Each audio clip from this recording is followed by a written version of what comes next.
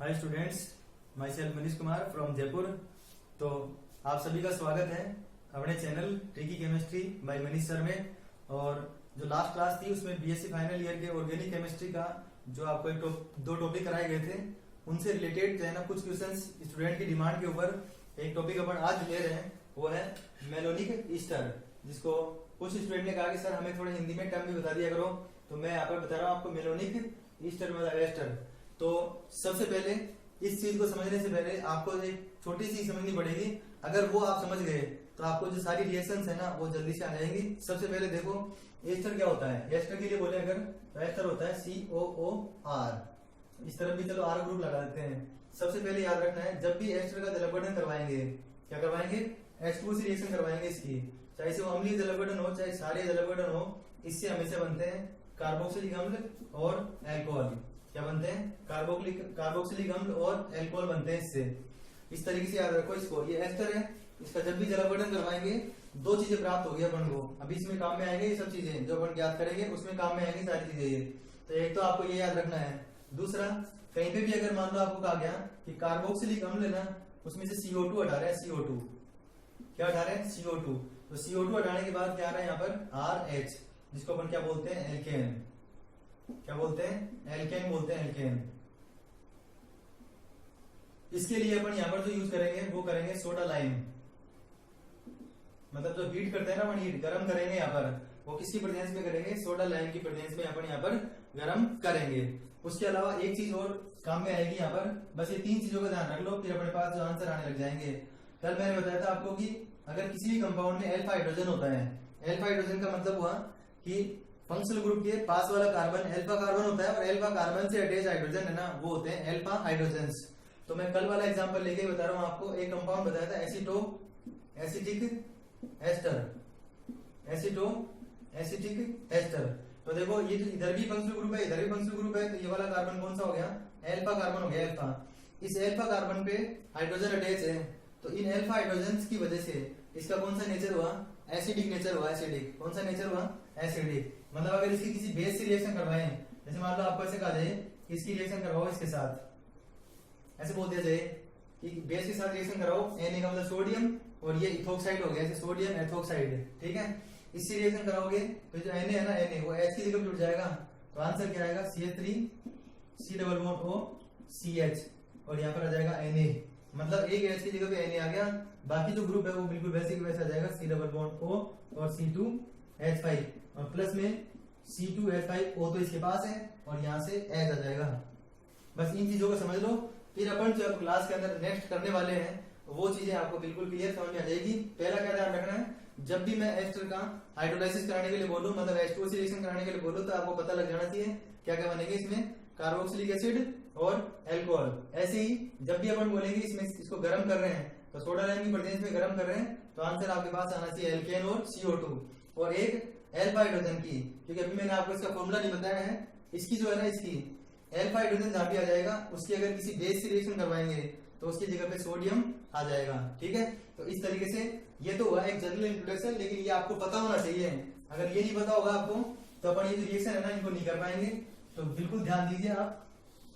अब देखो सबसे पहले देखते हैं कि मेलोनिक एस्टर क्या होता है। तो देखो एक एसिड होता है मेलोनिक एसिड, पहले उसको देखते हैं। तो मेलोनिक एसिड जो होता है ना वो होता है ये होता है मेलोनिक एसिड। इसमें क्या बोल रखा है, एस्टर। एस्टर का मतलब ये H हटा दो, H हटाने के बाद यहाँ पे कार्बन लगा दो, तो ये हो गया C2H5 और ये हो गया C2H5, ठीक है। तो पहली चीज तो हो गई, इसका फॉर्मूला क्या होता है, ये हो गया। अब ये फर्स्ट अपन देख रहे हैं यहाँ पे मेलोनिक ईस्टर को सक्सिनिक एसिड में चेंज करना है। तो पहले ये भी पता होना चाहिए सक्सिनिक एसिड क्या होता है। तो सक्सिनिक एसिड होता है CH2COOH और CH2COOH। मतलब आपसे जो क्वेश्चन पूछ रहा है ना वो ये पूछ रहा है कि इसको इसमें कन्वर्ट करो, इसको इसमें कन्वर्ट करो। तो सबसे पहले देखो क्या करना पड़ेगा। सबसे पहले ये जो है ना, ये फंक्शनल ग्रुप के पास वाला कार्बन है, कौन सा कार्बन हुआ, अल्फा कार्बन। कौन सा, अल्फा कार्बन।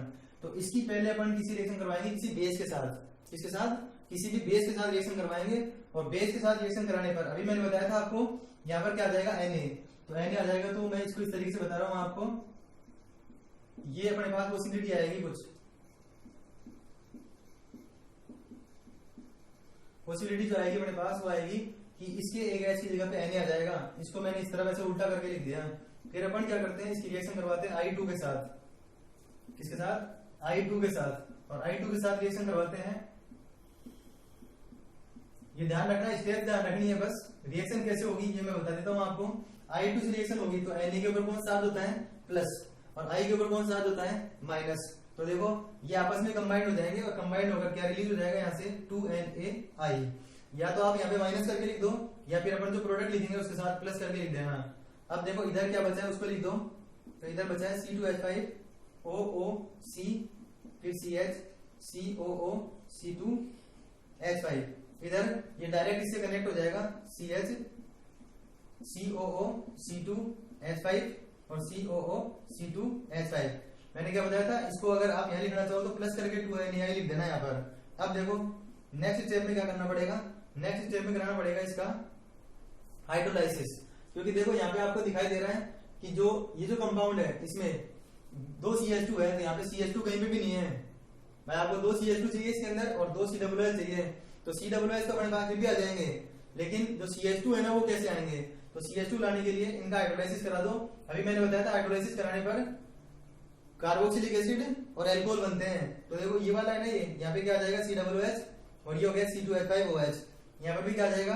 COOH और C2H5OH। इधर भी COOH और C2H5OH, इधर भी COOH और C2H5OH। तो आंसर देखो क्या आ गया? आंसर आ गया इधर COOH इस तरीके से आ गए, ऐसे ही इधर भी आ गए, ठीक है। और प्लस में 4C2H5OH, ये बन गया। क्या करवाया अपन ने? इसका हाइड्रोलाइसिस।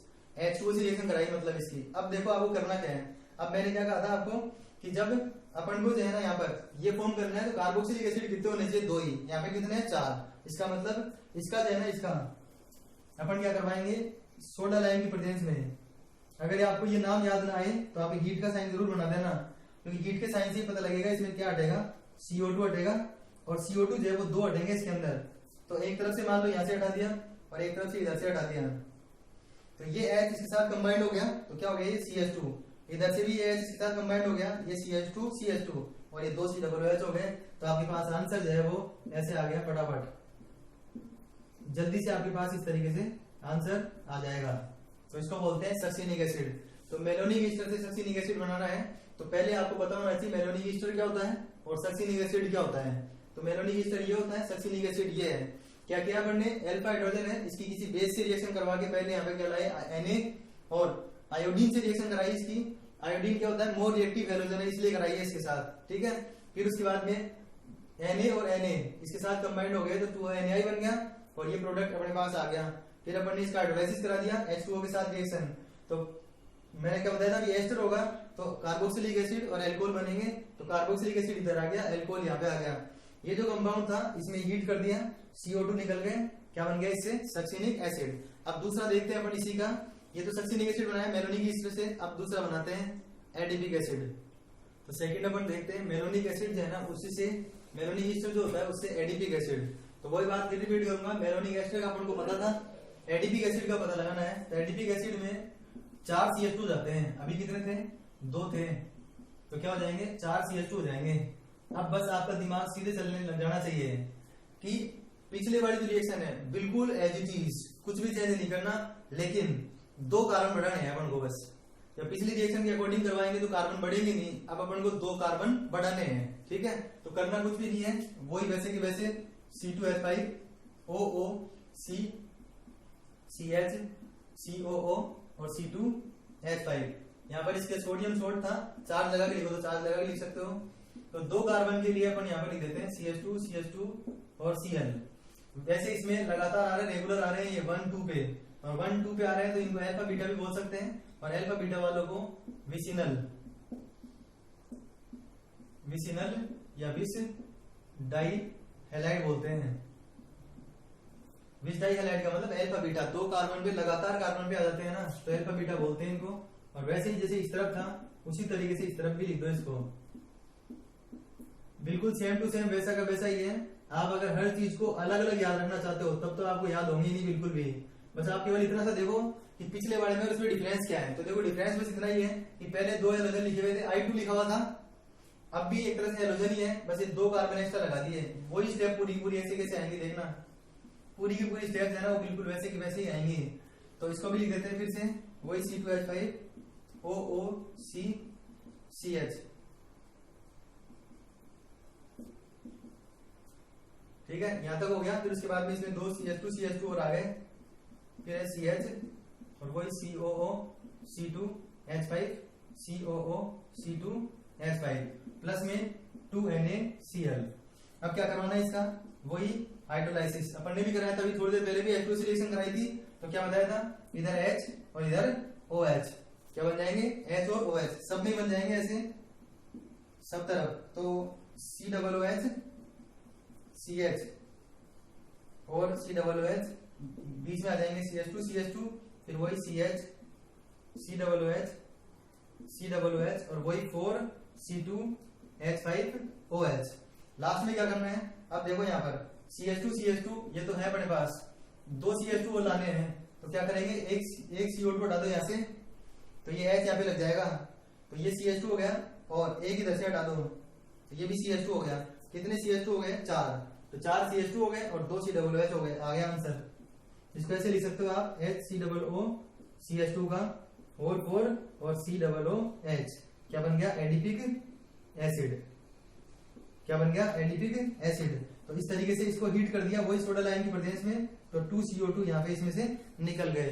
तो ये हुआ अपने पास सेकंड, मतलब मेलोनिक एस्टर से एडिपिक एसिड कैसे बना सकते हैं। अब देखते हैं थर्ड, तो अपन अब थर्ड देखते हैं कि जो मेलोनिक एस्टर है उससे क्रोटोनिक एसिड कैसे बना सकते हैं। तो फिर से वही बात बोलूंगा मैं कि आपको पहले ही पता होना चाहिए क्रोटोनिक एसिड क्या होता है। तो क्रोटोनिक एसिड जो है ना वो ये होता है, इसको बोलते हैं क्रोटोनिक एसिड। तो मेलोनिक एस्टर को क्रोटोनिक एसिड में चेंज करना है, तो करेंगे क्या, देखो सबसे पहले ये जो अपने पास था इसको अब थोड़ा दूसरे तरीके से लिखेंगे, पहले की जैसी रिएक्शन नहीं है, अब इस तरीके से लिख देते हैं इसको। अभी बताया था आपको ये जो हाइड्रोजन है, इन हाइड्रोजन का एसिडिक नेचर होता है क्योंकि अल्फा हाइड्रोजन नहीं है। इन अल्फा हाइड्रोजन की रिएक्शन अपन करवा दे किससे, CH3 C+O और H, इसको बोलते हैं एसिटेल्डिहाइड। क्या बोलते हैं, एसिटेल्डिहाइड। एसिटेल्डिहाइड से करवा दें तो होगा क्या, यहाँ पर ये जो हाइड्रोजन है 2, वो हाइड्रोजन जो है वो किसके साथ चल जाएंगे, O के साथ। तो इसको है ना ऐसे कनेक्ट कर दो इसके साथ, तो इस तरीके से कनेक्ट करेंगे तो आंसर आएगा H5C2O C+O। यहां तक हो गया। फिर उसके बाद में ये जो C है, C इसके नीचे आ जाएगा डबल बॉन्ड के साथ कौन अटैच है, CH, और इसके साथ अटैच कौन है, CH3। ये है CH और ये CH3। आगे देखेंगे अगर तो आगे वही है C+O और OC2H5, ठीक है। उसके बाद में देखो क्या करेंगे, उसके बाद मैंने आपको बताया था अभी कि सभी स्टेप में अपन क्या करवा रहे हैं, सभी स्टेप्स में अपन हाइड्रोलाइसिस करवा रहे हैं। हाइड्रोलाइसिस करा दो इसका, तो हाइड्रोलाइसिस कराने पर इधर आ जाएगा HO और इधर H, ऐसे इसमें करा देंगे तो HOH। तो देखो यहाँ पर क्या हो गया, ये COOH, तो इसको मैं ऐसे लिख रहा हूँ COOH, फिर CH और CH3, ये CH3 है यहाँ पर। नेक्स्ट जो है ना वो क्या है, इधर भी क्या आ गया COOH, प्लस में देखो, प्लस में C2H5 एक इधर है और एक इधर है, तो 2C2H5OH। अब देखो आप इसमें और इसमें कितना दूर आप यहाँ पर हो, तो इसमें और इसमें 2 कार्बोक्सिलिक एसिड है, इसमें कितने, 1। इसका मतलब इसको भी गर्म करेंगे, लेकिन इसमें से CO2 कितने हटने चाहिए, 1। तो देखो एक CO2 हटा दो, एक CO2 हटाने के बाद ये H यहाँ पे लग जाएगा, तो आंसर क्या आ गया अपने पास, CH3 CH double bond CH और COOH। तो अपन ने क्या किया, मेलोनिक एस्टर से क्रोटोनिक एसिड बना दिया, ठीक है। फर्स्ट रिएक्शन में अपन ने I2 से रिएक्शन करवाई थी सोडियम सोल्ट बनाकर, सेकंड में सोडियम सोल्ट की जो विसिनल डाइहैलाइड होते हैं उनसे रिएक्शन करवाई थी, 2 कार्बन इंक्रीज करने थे इसलिए 2 कार्बन एक्स्ट्रा लगाए। इसमें पहले अपन ने क्या किया, इसकी अल्फा हाइड्रोजन है ना, अल्फा हाइड्रोजन को एसिटेल्डिहाइड के जो ऑक्सीजन उसके साथ रिमूव कर दिया। फिर वही स्टेप है, फिर से वही, पहले हाइड्रोलाइसिस, फिर उसके बाद में इसका डीकार्बोक्सिलेशन, विकार्बोक्सिलीकरण, मतलब CO2 का हटना। तो इस तरीके से तीसरा हो गया। अब अपन इसी से रिलेटेड और चीज देखते हैं, अगला नेक्स्ट जो है ना वो देखते हैं। तो देखो नेक्स्ट अपन देखते हैं मेलोनिक एस्टर से जो ग्लाइसिन है, ग्लाइसिन वो कैसे बना सकते हैं। तो फिर से वही बात रिपीट करूंगा मैं कि सबसे पहले आपको पता होना चाहिए कि ग्लाइसिन क्या होता है। तो ग्लाइसिन होता है कि NH2CH2COOH, ये एक तरह से होता है एमिनो एसिड। क्या होता है? Amino acid. और अल्फा एमिनो एसिड बोल सकते हैं इसको। एमिनो एसिड क्यों है? क्योंकि NH2 का मतलब एमिनो और COOH का मतलब एसिड। तो ये एमिनो एसिड है। सबसे पहले देखो क्या करना पड़ेगा, ये मेलोनिक ईस्टर है ना, इसमें यहाँ पर जैसे अपन सोडियम लगा रहे थे ना, उसी तरीके से यहाँ पे क्या लगाना पड़ेगा? NH2। और NH2 लगाने के लिए मेलोनिक ईस्टर की वैसे रिएक्शन अपन करवाते हैं अमोनिया से। बाकी आपको करा के नहीं बतानी है यहाँ पर, आपको बस इतना ही कहना है अल्फा एमिनो मेलोनिक ईस्टर हो गया। ये क्या हो गया? अल्फा एमिनो मेलोनिक ईस्टर हो गया ये। फिर जो अपन ने अभी किया था बिल्कुल वैसा का वैसे ही करना है। सबसे पहले क्या कराओगे? हाइड्रोलाइसिस कराओगे इसका। और हाइड्रोलाइसिस कराने पर अभी क्या हो जाता है? ईस्टर के हाइड्रोलाइसिस से कार्बोक्सिलिक एसिड और एल्कोहल बनते हैं। तो देखो अपने पास आंसर क्या आया? CH, यहाँ पे लिख देता हूं मैं NH2 और CH, यहाँ पे 2 कार्बन है, उनमें क्या बन गया? COOH और COOH, इस तरीके से। ठीक है, लास्ट में क्या करना है? लास्ट में वही हीट कर देंगे इसको, इसमें से CO2 रिमूव हो जाएगा। एक CO2 कम कर दो, ये H यहाँ पे आ जाएगा। तो आंसर क्या आ गया? NH2 CH2 और COOH। तो आज मैंने इसी टाइप से आपके क्वेश्चंस लिए हैं जिनकी रिएक्शन जो है वो एक जैसी हो। तो अभी तक अपन ने जो करे हैं वो सब एक जैसे हैं, सब में हाइड्रोलाइसिस और डीकार्बोक्सिलेशन मतलब CO2 हटाया है। ठीक है, अब एक लास्ट देखो, लास्ट ये है मेलोनिक ईस्टर। इसमें देखो करना क्या है, इसमें वही मेलोनिक ईस्टर। अब देखो स्टूडेंट को इसको याद रखने में थोड़ी ज्यादा प्रॉब्लम होती है, तो मैं इसकी ट्रिक बताता हूँ। देखो यहाँ पर क्या लिखा हुआ? बारबिट्यूरिक, ऐसे लिखा हुआ बारबिट्यूरिक, यूरिक। तो यूरिक से आप ऐसे याद रखो यूरिया, मतलब बारबिट्यूरिक एसिड तब बनता है जब मेलोनिक ईस्टर की रिएक्शन किससे करवाते हैं? यूरिया से। बारबिट्यूरिक, यूरिक हो गया यूरिक, तो यूरिया क्या? यूरिया। ठीक है, तो ऐसे याद रखना है आपको इसको। तो यूरिया जो होता है ना वो होता है NH2CONH2। क्या होता है? NH2CONH2। और इसमें बस इतना याद रख लोगे ना तो फर्स्ट स्टेप में आंसर आ जाएगा। बस ये जो बन रहा है ना वही बारबिट्यूरिक एसिड है, खत्म हो गया बस ये। तो शुरू में क्या है?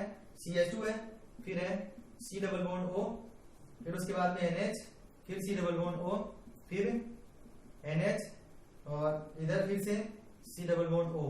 ये जो आंसर आपको दिखाई दे रहा है भाई, ये CH2, ये 2 C double bond O, 2 NH और एक ये C डबल बॉन्ड O, इसी को बोलते हैं बारबिट्यूरिक एसिड या बारबिट्यूरिक अम्ल। क्या बोलते हैं? बारबिट्यूरिक अम्ल बोलते हैं। और आंसर अपने पास जो साइड में हट जाएगा वो क्या हट जाएगा? 2C2H5OH। तो आज अपन ने देखा कि जो मेलोनिक ईस्टर होता है उससे 5 टाइप की रिएक्शन है जिनको मैंने आपको ट्रिक के माध्यम से बहुत इजी तरीके से बताया है और आसान तरीके से आप इनको सोल्व करते चले जाइए। मैं आपसे प्रॉमिस करता हूं कि आपको जो BSc है, जैसे मैंने टाइटल डाल रखा है कि BSc करना बहुत आसान हो गया, तो आपको खुद को भी लगेगा कि बहुत ही आसान कर दिया सर आपने इसको। और ये जिस तरीके से मैं आपको ट्रिक्स या चूरण बता रहा हूँ उनका आप ध्यान रखो।